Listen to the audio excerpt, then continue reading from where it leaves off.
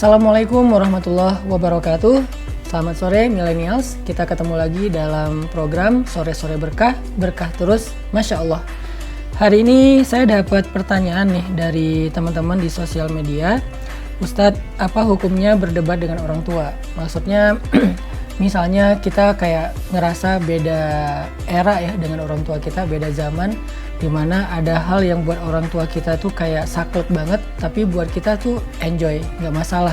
Nah, kadang-kadang perbedaan pandangan terhadap sesuatu karena beda zaman, beda mainan, beda lingkungan, beda kecenderungan, pola pikir segala macam, bikin kita kadang-kadang terjebak jadi malah berdebat sama ayah kita, atau berdebat sama ibu kita, atau bahkan mungkin yang udah nikah berdebat dengan mertuanya. Gimana kalau kita terjebak dalam hal seperti ini? Nah, ada nggak tuntunan Al-Quran tentang cara kita untuk menjelaskan ke orang tua supaya kita nggak saling berdebat? Di dalam Al-Quran surat Al-Isra ayat 23 dan 24, nanti teman-teman bisa cek di Al-Quran digitalnya di handphone masing-masing. Allah Subhanahu wa Ta'ala mengajarkan kepada kita tentang 4 sikap anak kepada orang tua untuk menghindari perdebatan secara khusus, atau justru secara lebih umumnya lagi adalah supaya kita nggak durhaka kepada orang tua kita. Karena gimana pun juga kunci surga seorang anak itu ada di ibunya. Dan kesuksesan seorang anak itu tergantung dari doa ayahnya. Jadi kalau kunci surga ada di ibu, kunci sukses ada di ayah. Itu nggak bisa dipungkiri, itulah ciptaan Allah, itulah fitrah dari Allah Subhanahu wa Ta'ala. Nah, gimana cara Al-Quran guidance kita, menuntun kita supaya kita bisa tetap baik sama orang tua walaupun mungkin berbeda pandangan dalam banyak hal. Pertama, Allah mengajarkan kita untuk berbuat ihsan. Apa itu ihsan? Membalas sesuatu yang baik dengan yang lebih baik, atau membalas sesuatu yang buruk dengan yang baik. Itu ihsan. Kadang-kadang kita ngerasa bahwa sikap orang tua kita kurang berkenan bagi kita, sikap mertua kurang berkenan bagi kita. Apakah itu jadi alasan kita untuk bersikap yang sama? Ternyata menurut teori ihsan ini nggak boleh.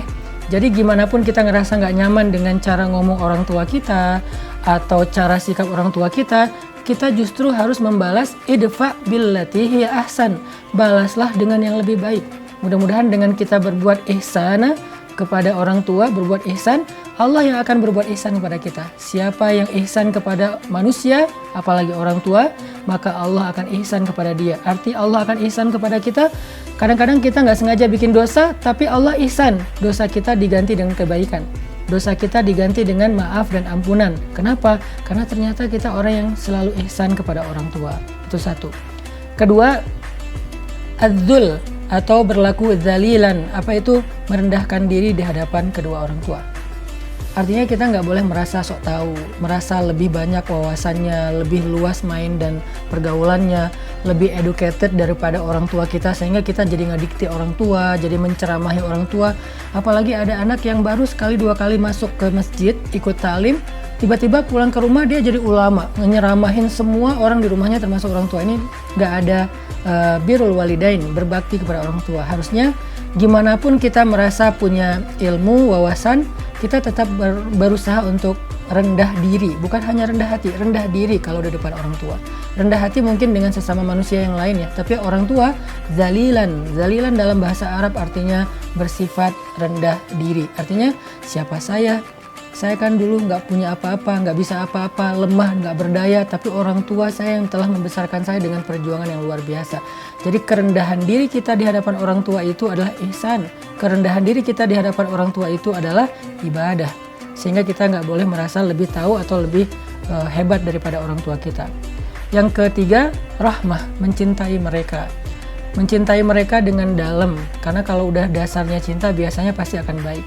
Kalau kita dengan orang tua itu malah iri, dengki, cemburu, sombong, biasanya kalau cemburu dan iri ini ke mertua kali ya. Jadi kalau misalnya modalnya iri dan cemburu, kayaknya sikap apapun bakal nggak nyaman. Tapi kalau dasarnya cinta, orang yang mencintai pasti akan berusaha untuk berbuat baik dan memberikan perhatian. Dan yang terakhir, mendoakan orang tua kita.